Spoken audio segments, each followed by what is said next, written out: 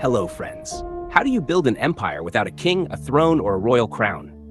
Simple. You give every citizen a reason to yell, vote, and fight with frightening enthusiasm. The Tiber hums beneath my canoe, but in the heart of ancient Rome, there was a much louder river, not of water, but of ideas, arguments, and unshakable pride. This wasn't just a republic made of buildings and laws. It was a republic made of attitude. And oh, what an attitude it was. Rome's republic ticked not because it was perfect, far from it, but because it was alive.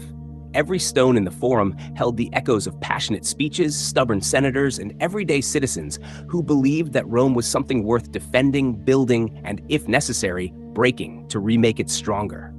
At the core of the republic was the idea of libertas, liberty. Not the soft kind with flowers and poems. No, this was Roman liberty. Rough, loud, and usually involving a legal dispute. It meant freedom from tyranny, from kings, and from anyone telling you what to do without being elected first. Add to that the obsession with virtus, courage, and manly excellence. A Roman wasn't just supposed to live, he was supposed to strive, to serve the state, win glory, and come home with scars and a good story. A toga without mud or blood on it? Suspicious. And then there was mos maiorum, the way of the ancestors. Romans worshiped tradition like it was a second religion. We've always done it this way. It wasn't a lazy excuse. It was a holy command. Change came slowly, but when it did, it was dressed in old robes to make it feel familiar. But here's the twist. Even with all that tradition, the Republic was surprisingly flexible. Every crisis brought a creative fix. Tribunes to protect the plebs, new offices to balance power, alliances when war threatened. Rome didn't avoid chaos. It danced with it like a toga-wearing tightrope walker over a pit of lawyers. And let's talk about those citizens. Oh, the citizens. Roman politics was a full-contact sport. Voting wasn't a right, it was a performance. Campaigns involved bribes, flattery, and shaking every hand from the Aventine Hill to the Circus Maximus. And if you didn't like how things were going, protest, strike, march out of the city again. They did it more than once.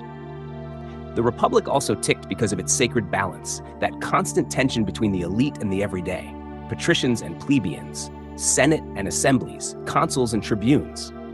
It wasn't peace, it was productive friction. Rome thrived on debate. Compromise didn't mean weakness, it meant when threats came, and they always came. Romans united fast, at least for a little while, because for all their arguing, they agreed on one thing.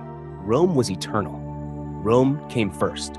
That unshakable belief gave them strength, and a touch of arrogance, sure, but also the drive to build aqueducts, roads, armies, and institutions that would last for centuries.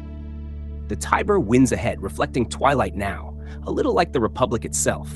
Not always smooth, not always clear, but moving forward, pulled by the belief that Rome was destined for greatness. And greatness never comes without enemies.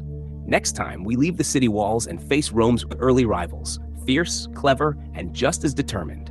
Get ready for the Veii, Volsci, and Samnites, the neighbors who made Rome sweat, bleed, and evolve.